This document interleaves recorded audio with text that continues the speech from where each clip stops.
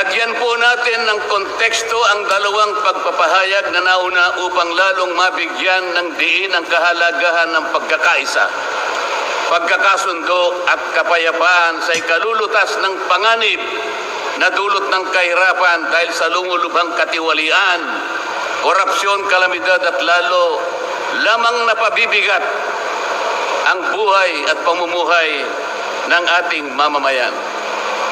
Sa isang ulat balita ng periodikong Philippine Star, 4 na araw nang nakararaan ay ganito ang sinasabi.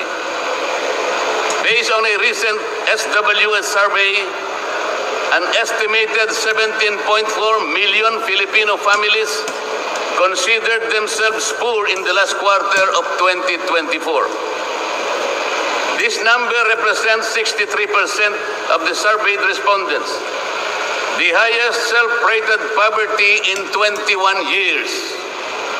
Across the country, Mindanao had the highest self-rated poverty at 76%, followed by Visayas at 74% and Luzon at 55%.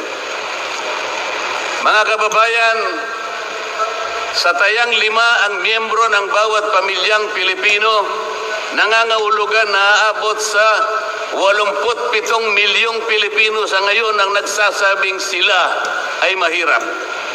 Katumbas ito ng 75% ng ating populasyon ngayon na tinatayang 116 million o mahigit pa.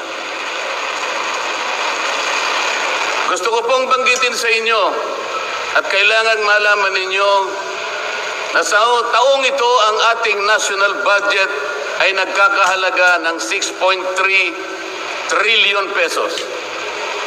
Ito po ang ating national spending. Ang ibig sabihin, ito pong halagang ito ang gagamitin dapat ng pamahalaan upang tugunin ang lahat ng pangangailangan, pangkabuhayan, panglipunan, pangkalusugan, pangedukasyon, pangseguridad, lahat ng kakailanganin alang-alang sa kapakanan ng bawat isang Pilipino. 6.3 trillion pesos. Ngunit, ang tinatayang magiging income lang ng ating bansa ay kulang pa sa 5 trilyong piso. Ang ibig pong sabihin, meron tayong deficit. Meron tayong kakulangan na 1.5 trillion pesos. Ito po ang ating ipangungutang.